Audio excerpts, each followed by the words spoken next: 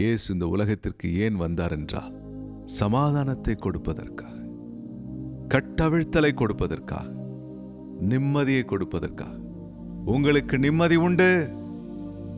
உங்கள் வாழ்க்கையில் உள்ள கட்டுகள் அறுக்கப்படும்.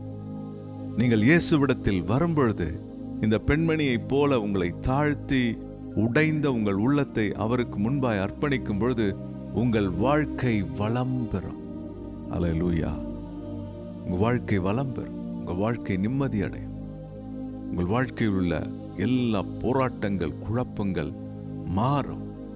உங்களுக்கு விரோதமான பரியாச பேச்சுகள் அடங்கும். அல்லேலூயா. கர்த்தர் அப்படியே செய்வா. கவலைப்படாதீங்க. என்னை யார் ஏற்றுக்கொள்வார்? என்னை யார் அங்கீகரிப்பார்கள்? எனக்கு யார் ஒரு ஸ்தானத்தை கொடுப்பார்கள் என்று சொல்லாதீங்க.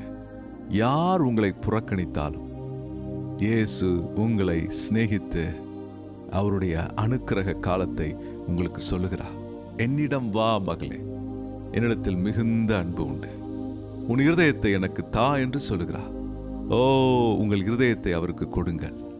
உங்கள் மனதை கொடுங்க. அவரிடத்திலே மாத்திரம் கொடுங்க. இன்றைக்கு அநேகர் தங்களுடைய பாய் ஃப்ரெண்ட், கேர்ள் ஃப்ரெண்ட் தங்களுடைய இருதயத்தை கொடுக்கிறார்கள்.